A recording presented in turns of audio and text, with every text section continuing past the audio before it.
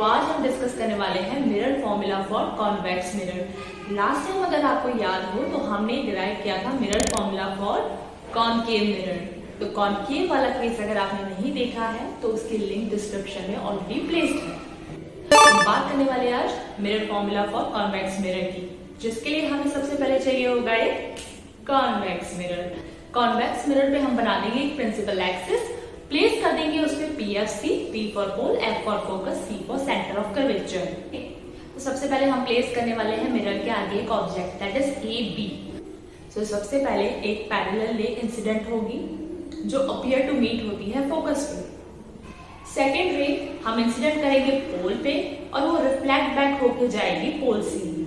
Third रे हम incident करेंगे सेंटर ऑफ कर्वेचर पे और वो अपीयर टू मीट होती है सेंटर ऑफ कर्वेचर से, जिसकी वजह से हमें जो इमेज मिलता है वो कुछ ऐसा मिलता है जिसे हम नेम करते हैं A', B'। इमेज का नेचर तो आप समझ ही रहे हैं, क्योंकि वो back side of the mirror है तो वो वर्चुअल इमेज दे रहा है, और क्योंकि वो सीधा है इसका मतलब वो इरेक्ट इमेज है, और क्योंकि वो छोटा है इसका मतलब वो डिमिनिश्ड इमेज है। तो ये तो बात हो गई कंस्ट्रक्शन की, इमेज फॉर्मेशन की एंड नेचर ऑफ इमेज की। अब बात कर लेते हैं कुछ डिस्टेंस की। तो यहाँ पे डिस्टेंस PB जो है वो हमें दे रहा है ऑब्जेक्ट डिस्टेंस U। यहाँ पे जो डिस्टेंस PB' है वो हमें दे रहा है इमेज डिस्टेंस V। यहाँ पे जो डिस्टेंस PF है वो हमें दे रहा है फोकल लेंथ F की वैल्यू।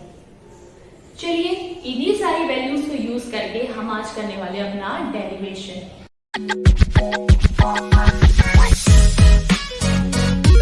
अब देखिए इस डायग्राम में ऑब्जेक्ट है AB, इमेज है A', B'।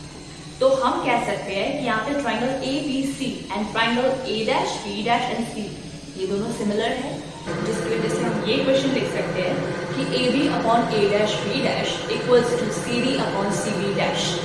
Let it be equation 1।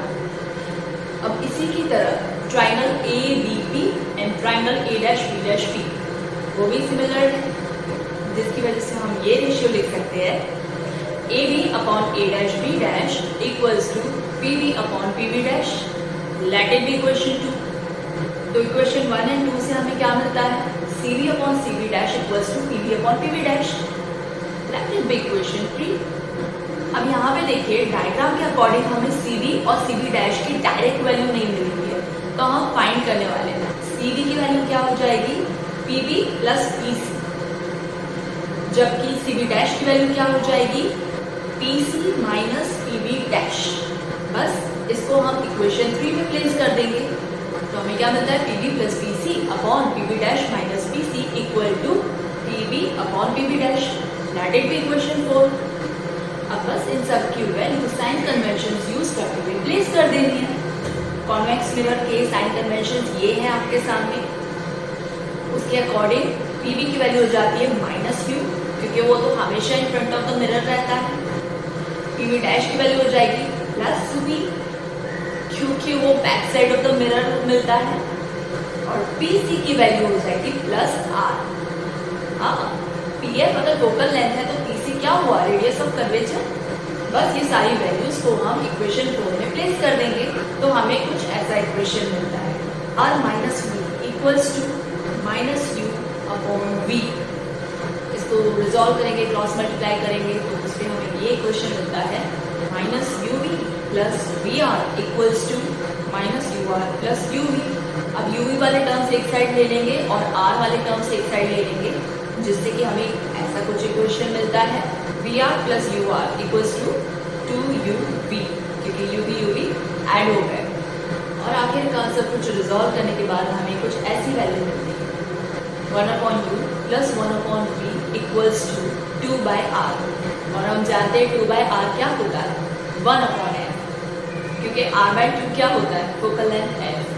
तो फाइनल इक्वेशन ये मिलती है कि 1/V प्लस 1/U इक्वल्स टू 1/F। This is the mirror form.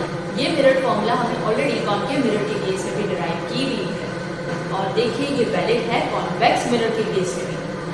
So bye now मैं बहुत श्योर हूँ कि आपको इनमें से किसी भी केसेस के लिए मिरर फॉर्मूला डिराइव करने को अगर दी जाए एग्जाम में तो आप कर पाएंगे।